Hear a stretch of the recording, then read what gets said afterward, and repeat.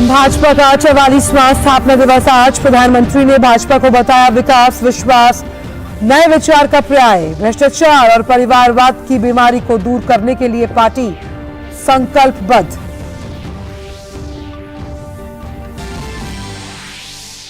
प्रधानमंत्री ने कहा भाजपा के नेतृत्व में देश समंदर जैसी विशाल चुनौतियों को पार करने और उनका मुकाबला करने में पहले से ज्यादा सक्षम। 2024 में पार्टी के सत्ता में आने का जताया पूर्ण विश्वास। कार्यकर्ताओं से लोगों का दिल जीतने का किया आह्वान।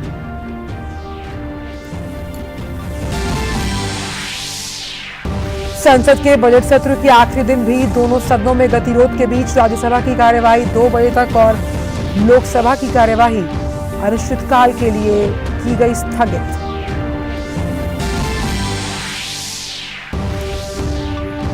और आरबीआई ने रेपो रेट में नहीं किया कोई बदलाव। 6.5% पर बरकरार रेपो रेट। वित्त वर्ष 2023-24 के लिए महंगाई दर 5.2% अनुमानित। मनी लॉन्ड्रिंग मामले में दिल्ली हाईकोर्ट ने सत्येंद्र जैन की जमानत अर्जी की खारिज। 6 आरोपी वैभव और अंकुश जैन की भी खारिज हुई जमानत अर्जी। देश भर में आज मनाई जा रही है हनुमान जयंती। गृह मंत्री अमित शाह ने गुजरात में भगवान हनुमान की 54 फीट ऊंची प्रतिमा का किया अनावरण। अंतर्राष्ट्रीय स्तर पर भारत को मिली बड़ी सफलता। संयुक्त राष्ट्र सांख्यिकी आयोग के लिए चुना गया भारत। 53 में से मिले 46 वोट। विदेश मंत्री एस जयशंकर ने दी बधाई।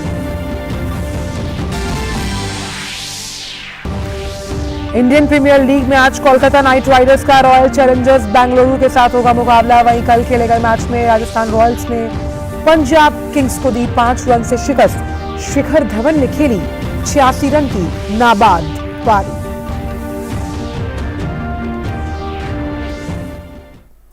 नमस्कार, आप देख रहे हैं डीडी न्यूज। मैं हूं आंचल गुलाटी कुंबर। आइए अब जान लेते हैं सभी खबरों को विस्तार के साथ। प्रधानमंत्री ने भाजपा के 44वें स्थापना दिवस को संबोधित किया। प्रधानमंत्री ने कहा पार्टी की स्थापना दिवस के अवसर पर सभी को बधाई। उन्होंने कहा कि भाजपा के स्थापना से लेकर आज तक का दिन जिन महान विभूतियों ने पार्टी को सींचा, पार्टी को संवारा, सशक्त और समृद्ध किया, सभी महान अनुभवों को मैं शीश झुकाकर प्रणाम करता हूं। आज हम सभी अपनी पार्टी का स्थापना दिवस मना रहे हैं। मां भारती की सेवा में समर्पित प्रत्येक भाजपा कार्यकर्ता को इस शुभ अवसर पर बहुत बहुत बधाई देता हूं। भाजपा की स्थापना से लेकर आज तक जिन महान विभूतियों ने अपने खून पसीने से इस पार्टी को सींचा है, पार्टी को संवारा है, पार्टी को समृद्ध किया है, पार्टी को सशक्त किया है, देश के कोटि कोटि जनों की आवाज को बुलंद किया है, उन सभी को छोटे से छोटे कार्यकर्ता से लेकर के वरिष्ठ पद पर से पार्टी की और देश की सेवा करने वाले सभी महानुभावों का मैं आज शीश झुका करके प्रणाम करता हूं। प्रधानमंत्री ने कहा कि जब लक्ष्मण जी पर संकट आया तो पूरा पर्वत ही उठा लाए। उन्होंने कहा भाजपा भी इसी प्रेरणा से परिणाम लाने में लोगों की समस्याओं का समाधान करने का प्रयास करती रही है, करते रहना चाहती है और आगे भी करती रहेगी। जब लक्ष्मण जी पर संकट आया तो हनुमान जी संजीवनी बूटी के लिए पूरा पर्वत ही उठा करके ले आए।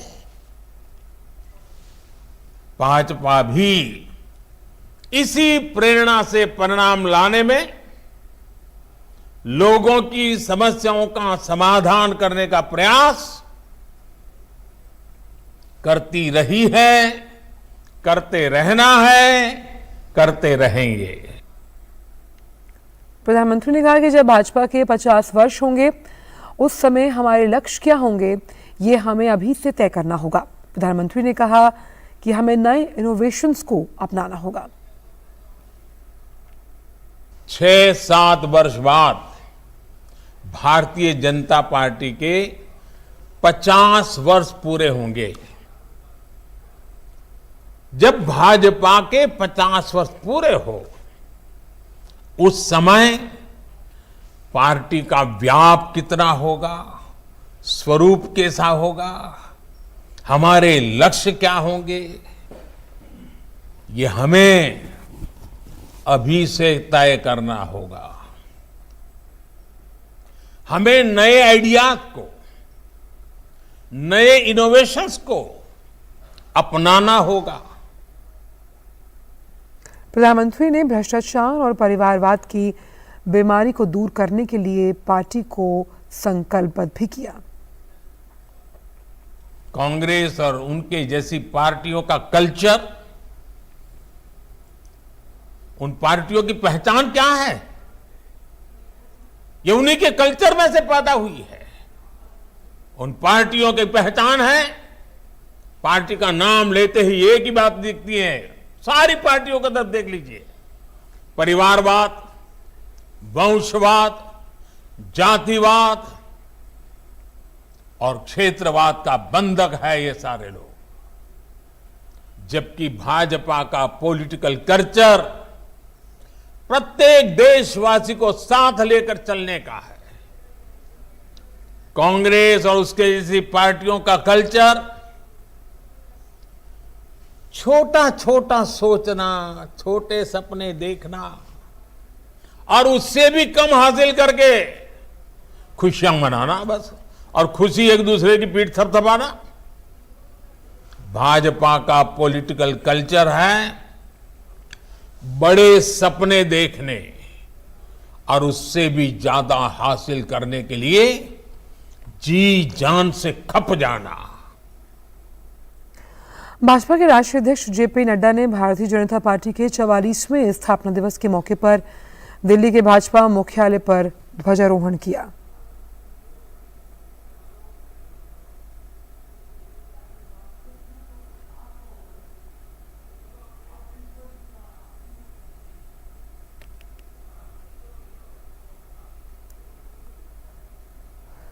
भाजपा के 44वें स्थापना दिवस के मौके पर भाजपा कार्यकर्ताओं को संबोधित करते हुए भाजपा के राष्ट्रीय अध्यक्ष जेपी नड्डा ने कहा कि आज हमें ये संकल्प लेना होगा कि प्रधानमंत्री नरेंद्र मोदी की अगुवाई में हम एक पल भी बैठने वाले नहीं और प्रधानमंत्री के नेतृत्व में पार्टी को और आगे लेकर जाएंगे।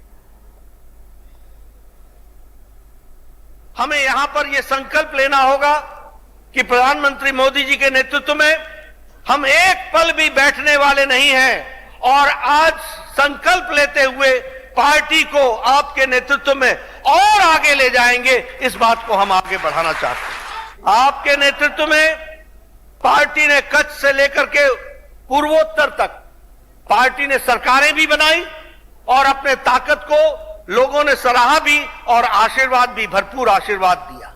उसी प्रकार से जम्मू से केरल तक भारतीय जनता पार्टी ने अपनी छाप और हमारे करोड़ों कार्यकर्ताओं ने बूथ पर काम करके पार्टी को स्थापित करने में अपना योगदान किया है। जेपी नड्डा ने आगे कहा कि उत्तर पूर्व में हमें सफलता हासिल हुई है, हमने यूपी में दोबारा सरकार बनाई। आपके नेतृत्व में गए साल, गए समय में हमने उत्तर प्रदेश में सरकार दोबारा बनाई, हमने उत्तराखंड में सरकार दोबारा बनाई, हमने गोवा में तीसरी बार सरकार बनाई। आपके नेतृत्व ने नॉर्थ ईस्ट में जिस तरीके से हमारे नॉर्थ ईस्ट के भाइयों का दिल जीता आपकी मेहनत ने, आज मणिपुर में हमने दूसरी बार सरकार वहां बनाई और अभी अभी जो चुनाव हुए उसमें त्रिपुरा में, मेघालय में और हमारे नागालैंड में हमने फिर से दोबारा सरकार नॉर्थ ईस्ट में बनाई है। उन्होंने आगे कहा कि हमारे नेताओं ने पार्टी को यहां तक पहुंचाया है। हमने देखा कि कितनी लंबी यात्रा, वैचारिक यात्रा भारतीय जनसंघ से भारतीय जनता पार्टी ने की है। और आज के दिन हमारे वरिष्ठ नेता, जिन्होंने अपने खून पसीने से पार्टी को सींचा, उनको याद करना यह हमारी जिम्मेवारी बनती है। हमारे नेताओं ने पार्टी को यहां तक पहुंचाया है। यह हमारे लिए गौरव का विषय भी है, खुशी का विषय भी है। भारतीय जनता पार्टी के स्थापना दिवस के अवसर पर बीजेपी संसदीय दल के सदस्यों ने संसद भवन परिसर की लाइब्रेरी भवन में प्रधानमंत्री के वर्चुअल संबोधन को सुना।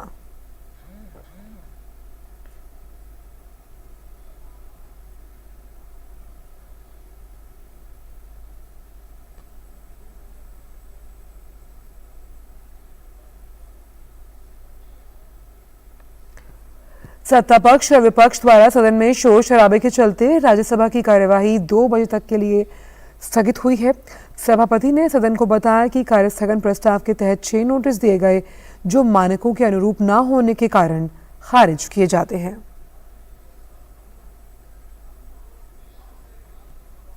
वहीं लोकसभा की कार्यवाही भी अनिश्चितकाल के लिए स्थगित हो गई।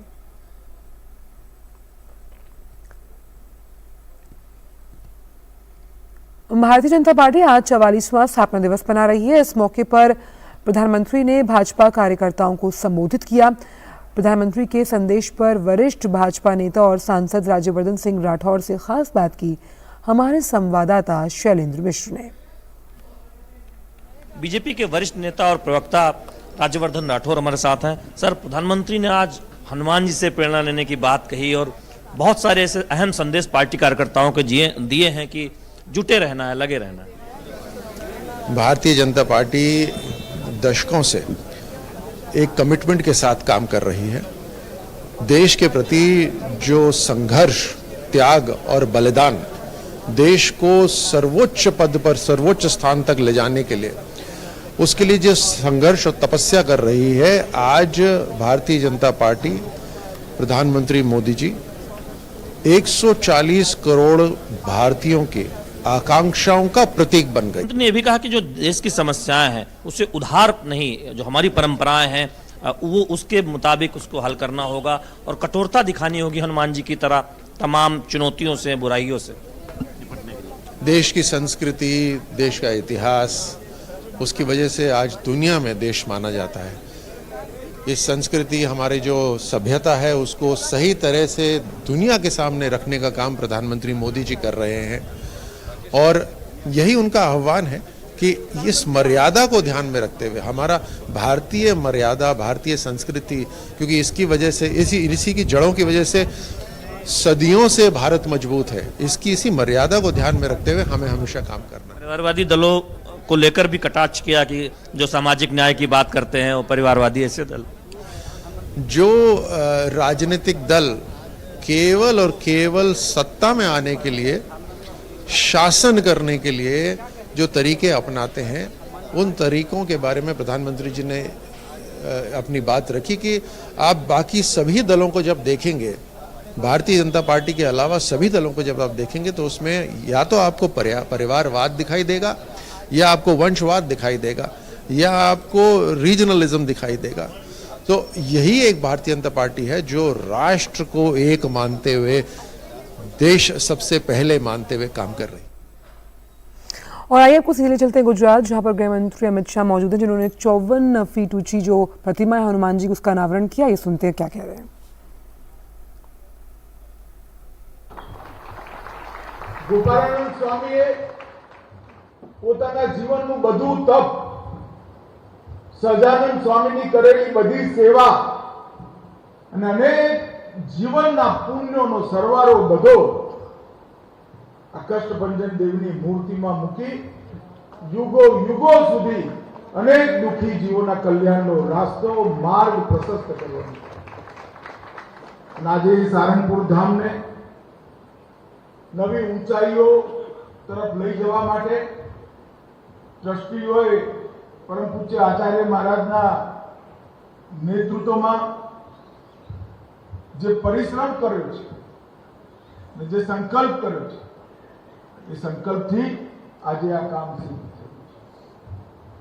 દાદાના ધામમાં રોજ હજારો લોકો દર્શન કરવા આવે, માનતા માનવા આવે, પૂરી થયેલી માનતા પછી દાદાનો ધન્યવાદ કરવા આવે અને બધાને દાદાના આશીર્વાદ તો દર્શન કરતાની સાથે જ મળે, પણ સાથે સાથે પ્રસાદ પણ મળે. આવું ભવ્ય પ્રસાદ આરોગવાની જગ્યા કદાચ ગુજરાતના કોઈ તીર્થધામમાં નથી. એવું સુંદર ભોજનાલય આજે અહીંયા બનાવ્યું છે. હું ખરેખર ટ્રસ્ટના સૌ ટ્રસ્ટીઓને હૃદયપૂર્વક અભિનંદન આપું છું, સાધુવાદ. મિત્રો, આજ કોઇન્સિડન્ટ છે કે આજ હનુમાન જયંતિ પણ છે અને ભારતીય જનતા પાર્ટીનો સ્થાપના દિવસ પણ છે.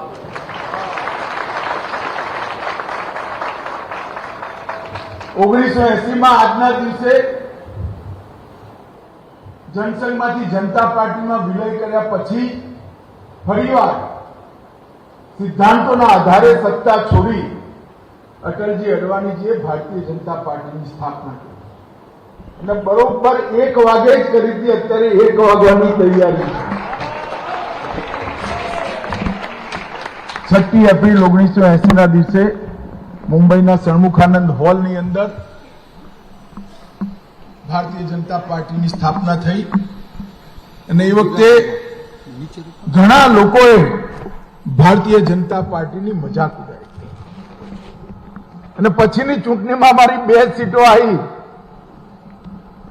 ત્યારે રાજીવ ગાંધીજીએ સંસદમાં કહ્યું હતું, અમે 2 ને અમારા 2. પરંતુ દાદાની કૃપા જુઓ, આજે સમગ્ર દેશમાં 16 સરકારો અને 400 થી વધુ સંસદ સભ્યો સાથે ભારતીય જનતા પાર્ટી દેશની સેવા કરે છે. હું નિશ્ચિતપણે કહી શકું, આંકડાઓના આધારે કહી શકું, વિગતોના આધારે કહી શકું કે આઝાદી પછી ભારતીય જનતા પાર્ટીનું શાસન જ્યારે જ્યારે આવ્યું, પહેલા અટલજીનું હોય કે પછી નરેન્દ્રભાઈનું શાસન આવ્યું. અટલજીના શાસનમાં પૂર્ણ બહુમતી નથી,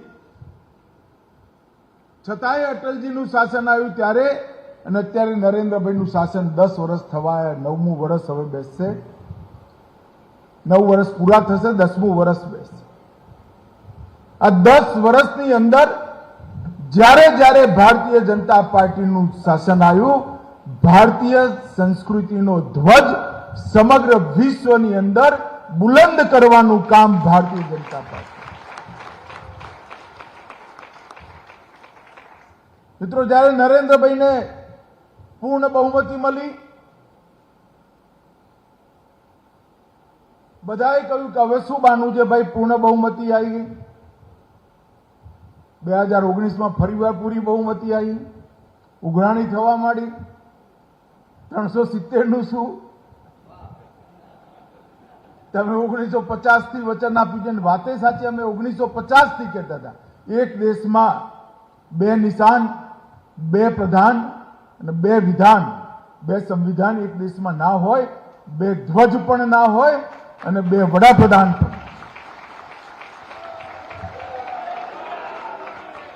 અને 5મી ઓગસ્ટ 2019 નરેન્દ્રભાઈએ કશું એ બોલ્યા વગર કલમના એક ઝાટકે 370મી કલમ હંમેશા માટે દેશભરના રાષ્ટ્રપ્રેમી નાગરિકોના મનમાં જે ગરીબ હતો, તવંગર હતો, મોટા ઉદ્યોગપતિઓ હતા, રિક્ષા ચલાવવાનો જણ હતો કે હોટલમાં પીરસવાળો વેટર હતો, બધાના મનમાં એક સંતોષ થઈ ગયો કે આઝાદી પછી નરેન્દ્રભાઈએ લોકોની ઈચ્છા પૂરી કરી અને આજે काश्मीर આપણું છે. तो आप सुन रहे थे गृह मंत्री अमित शाह का संबोधन सारंगपुर धाम गुजरात से, जहां उन्होंने 54 फीट जो हनुमान जी की प्रतिमा है उसका अनावरण किया है. और ये अहम दिन, क्योंकि आज हनुमान जयंती है, उसके अवसर पर यह अनावरण किया गया. लेकिन फिलहाल वक्त एक छोटे से ब्रेक का.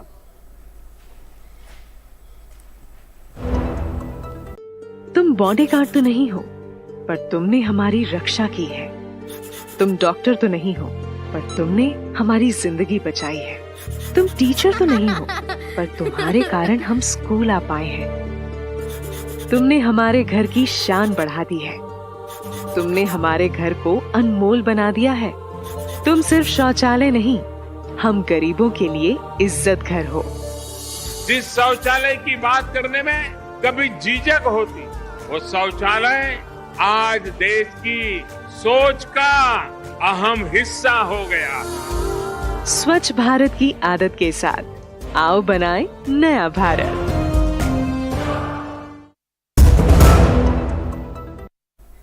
ब्रेक के बाद सभी का स्वागत। रुक करते हैं अन्य खबरों का। विदेश और संस्कृति राज्य मंत्री मीनाक्षी लेखी ने कहा कि भारतीय जनता पार्टी देश के प्रति समर्पित पार्टी है और भारतीय जनता पार्टी ने इसे अपने कार्यकाल में करके दिखाया है। देश के प्रति जब हम समर्पित रहेंगे तो वो हमारे कार्यकाल ने दिखाया भी है। ये भी बताया है कि जिस प्रकार से जनधन के खाते खोले गए, 80 करोड़ लोगों को राशन दिया गया, हर व्यक्ति को टीकाकरण किया गया जब कोरोना जैसी महामारी आई, सड़कों का जाल बिछाने के काम से लेकर हमारे जीडीपी प्रोजेक्शंस, हमारे स्टील का जो मैन्युफैक्चरिंग है वो, कोयले का प्रोडक्शन, एक्सपोर्ट्स, डिफेंस का एक्सपोर्ट, डिफेंस का प्रोडक्शन, पीएलआई स्कीम्स, यूपीआई में सबसे अधिक ट्रांजैक्शंस, तो इस प्रकार के काम जो है वो भारतीय जनता पार्टी ने किया। और राष्ट्रपति द्रौपदी मुर्मू जो हैं वो कल से असम के दौरे पर रहेंगी, जहां वो काजीरंगा राष्ट्रीय पार्क का दौरा करेंगी और वहां गुवाहाटी में राष्ट्रपति कंचनजंगा पर्वतारोहण अभियान 2023 को हरी झंडी दिखाकर रवाना करेंगी। साथ ही वो गुवाहाटी में गुवाहाटी उच्च न्यायालय के 75 वर्ष पूरा होने के अवसर पर आयोजित एक समारोह में भी शामिल होंगी। राष्ट्रपति 8 अप्रैल को तेजपुर एयरफोर्स स्टेशन में सुखोई 30 MKI लड़ाकू विमान में भी उड़ान भरेंगी। मनी लॉन्ड्रिंग मामले में सत्येंद्र जैन की जमानत अर्जी दिल्ली हाईकोर्ट ने खारिज कर दी। दिल्ली हाईकोर्ट ने सह आरोपी वैभव और अंकुश जैन की भी जमानत अर्जी खारिज की है। कोर्ट ने कहा कि जमानत अर्जी खारिज करने के लिए निचली अदालत के आदेश में कोई खामी नहीं। सत्येंद्र जैन प्रभावशाली शख्स हैं, जमानत पर रहते हुए सबूतों से छेड़छाड़ कर सकते हैं। वहीं दिल्ली आबकारी नीति मामले में सीबीआई की ओर से दर्ज केस में मनीष सिसोदिया की जमानत अर्जी पर दिल्ली हाईकोर्ट ने सीबीआई को नोटिस जारी किया। दिल्ली हाईकोर्ट ने 2 हफ्तों में जवाब मांगा। अगली सुनवाई 20 अप्रैल को होनी है। मनीष सिसोदिया ने 31 मार्च के राउज एवेन्यू कोर्ट के उस आदेश को चुनौती दी जिसमें कोर्ट ने उनकी जमानत अर्जी खारिज कर दी थी। फिनलैंड में प्राथमिक शिक्षकों के प्रशिक्षण कार्यक्रम को लेकर एलजी आप सरकार के बीच टकराव का मसला सुप्रीम कोर्ट पहुंचा। दिल्ली सरकार की ओर से अभिषेक मनु सिंघवी ने कहा कि दिल्ली सरकार की ओर से नियुक्त शिक्षकों में से किसको भेजा जाए, कब भेजा जाए, ये अब एलजी तय कर रहे हैं। सुप्रीम कोर्ट ने 14 अप्रैल को सुनवाई का आश्वासन दिया। पिछले दिनों एलजी ने प्राथमिक शिक्षकों को प्रशिक्षण के लिए फिनलैंड भेजने के दिल्ली सरकार के प्रस्ताव को कुछ शर्तों के साथ मंजूरी दी थी, पर साथ ही दिल्ली सरकार को हिदायत दी कि भविष्य में ऐसे अंतर्राष्ट्रीय प्रशिक्षण कार्यक्रमों की संख्या कम की जाए। दिल्ली सरकार का कहना है कि एलजी सरकार के काम में गैर जरूरी दखलंदाजी कर रहे हैं। और अब नजर कोविड-19 संक्रमण के ताज़ा आंकड़ों पर। स्वास्थ्य और परिवार कल्याण मंत्रालय के मुताबिक देश भर में पिछले 24 घंटों में कोरोना के 5,335 नए मामले दर्ज किए गए। वहीं पिछले 24 घंटों में 2,886 मरीज उपचार करवाकर स्वस्थ हो चुके हैं, जिसके बाद देश में रिकवरी रेट 98% से ज्यादा हो गया। वहीं साप्ताहिक पॉजिटिविटी रेट वर्तमान में 2.89% दर्ज किया गया। इसके साथ ही दैनिक पॉजिटिविटी रेट 3.32% है। देश में कोरोना के सक्रिय मामलों की संख्या 25,587।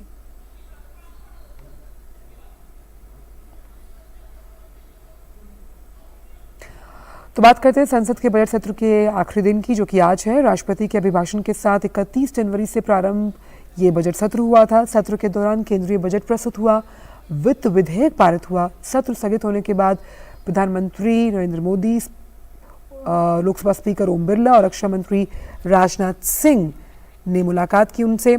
इस दौरान संसदीय कार्य राज्य मंत्री अर्जुन राम मेघवाल, एनसीपी नेता सुप्रिया सूले भी इसमें उपस्थित रहीं। तो ये इस वक्त के अहम दृश्य हैं जहां हम जानते हैं कि लोकसभा को अनिश्चितकाल के लिए स्थगित कर दिया गया है और राष्ट्रपति के अभिभाषण से शुरू हुआ था बजट सत्र। ये दूसरा चरण है बजट सत्र का और सत्र के अनिश्चितकाल के स्थगित होने के बाद आप देख सकते हैं कि यहाँ प्रधानमंत्री लोकसभा स्पीकर से मुलाकात करते हुए और रक्षा मंत्री राजनाथ सिंह भी यहाँ पर मौजूद हैं और एनसीपी के नेता फारूक अब्दुल्ला भी इसमें बैठे हुए नजर आ रहे हैं। तो इस बार का जो सत्र था वो हंगामे की भेंट चढ़ गया, गतिरोध देखने को मिला विपक्ष की तरफ से और कई बार कोशिश की गई। हालांकि कुछ अहम विधायी कार्य जो थे वो पारित किए गए, लेकिन फिर भी अगर उत्पादकता का जिक्र किया जाए तो इस बार की उत्पादकता बेहद कम रही। और ये दृश्य आप देख रहे हैं जब लोकसभा को अनिश्चितकाल के लिए स्थगित किया गया है तब प्रधानमंत्री की मुलाकात हो रही है लोकसभा स्पीकर जहां पर मौजूद है रक्षा मंत्री राजनाथ सिंह और साथ ही साथ केंद्रीय मंत्री संसदीय कार्य मंत्री जो हैं अर्जुन राम मेघवाल वो भी यहाँ पर मौजूद हैं। हम जानते हैं कि संसद में बजट सत्र का ये दूसरा चरण था और जो पहले चरण की शुरुआत राष्ट्रपति के अभिभाषण के साथ 31 जनवरी को हुई थी। तो इस दौरान केंद्रीय बजट पेश हुआ, वित्त विधेयक पारित हुआ। सत्र स्थगित होने के बाद अनिश्चितकाल के जो स्थगन हुआ है लोकसभा का उसके बाद प्रधानमंत्री नरेंद्र मोदी ओम बिरला जो कि लोकसभा के स्पीकर हैं उनके साथ मिलते हुए रक्षा मंत्री राजनाथ सिंह यहाँ मौजूद है, एनसीपी नेता सुप्रिया सूले भी उपस्थित रहीं और आप संसदीय कार्य राज्य मंत्री अर्जुन राम मेघवाल को भी देख सकते हैं।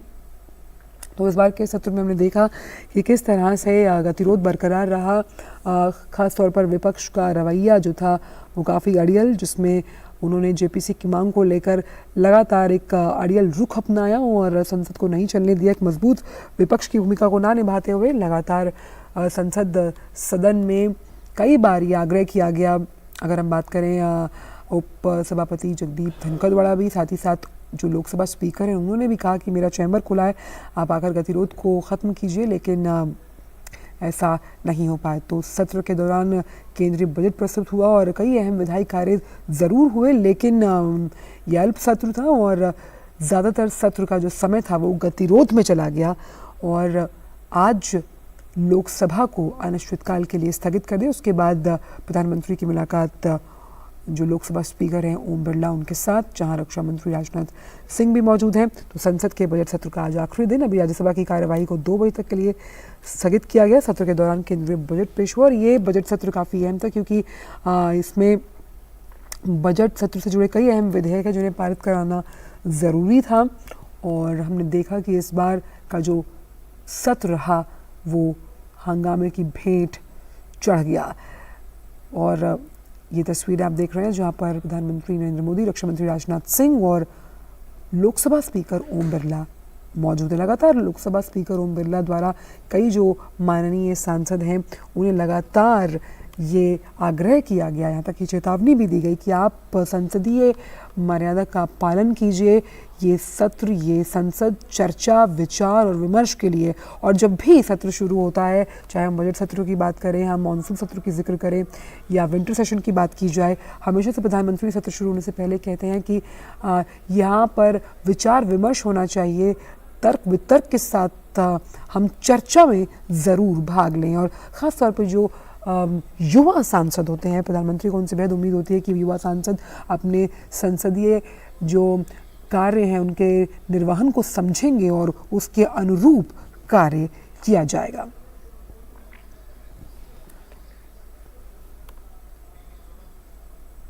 तो फिलहाल समाचारों में इतना ही, दीजिए इजाजत, नमस्कार।